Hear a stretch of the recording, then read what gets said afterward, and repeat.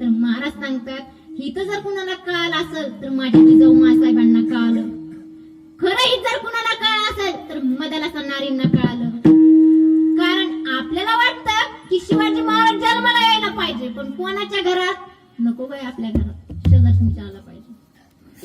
भारताच्या बाउंड्रीवर संरक्षण करण्यासाठी मिलिटरी पाहिजे, पण माझ्या घरातला नको, माझी पोरगी पण त्याला द्यायला नको. कोणाच्या घरात? शेजारच्या घरात. कशाला विचार करताय मग तुम्ही? विचारच करू नका. म्हणून महाराज म्हणतात की तुम्हाला हित माहिती नाही.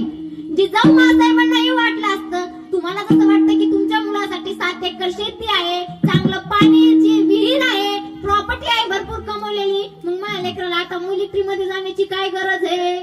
मग तुझ्या लेकराला लग्न करून देण्याची पण गरज नाही, करू नको ना. महाराज म्हणतात जर तुम्हाला जिजाऊ मासाहेबांनी पण असा विचार केला असता की माझ्या पोराला चांगली जहागीर आहे, तितक्यात माझा पोरगा एक तर चांगलं सुखाने जीवन जगू शकते, पण तिने तेवढा विचार नाही केला. मासाहेबांनी विचार केला की माझा पोरगा चांगला व्हावा आणि या स्वराज्याला दान, या महाराष्ट्राच्या पदरामध्ये स्वराज्याचं दान टाकावा. अहो, माझ्या राष्ट्राचा जन्म 19 फेब्रुवारी 1630 साली झाला आणि मृत्यू 1980 साली झाला. जगले किती वर्ष? 50 वर्ष.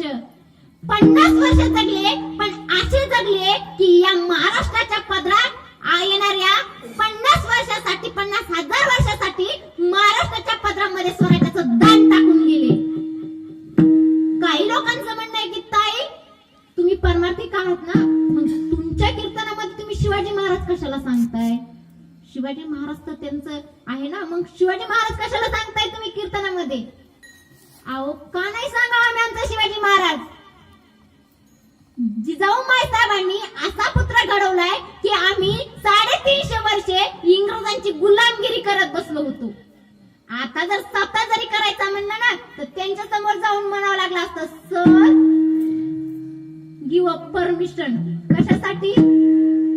सत्ता करायचा आमच्या गावामध्ये आणि त्याच्यासाठी आम्हाला परमिशन पाहिजे. मागावं लागली असती का नसती? पण माझ्या राजामुळे आपल्याला ती वेळ आली नाही, ज्याच्यामुळे या महाराष्ट्राची हजारो मंदिरं जिवंत आहेत. त्या राजाचं नाव आम्ही का कीर्तनामध्ये घेऊ नये? आमचा जो परमार्थ चाललाय तो त्या राजामुळे चाललाय, का आम्ही कीर्तनामध्ये राजा सांगू नये? आमचं दैवत कोण आहे? तर छत्रपती आहे.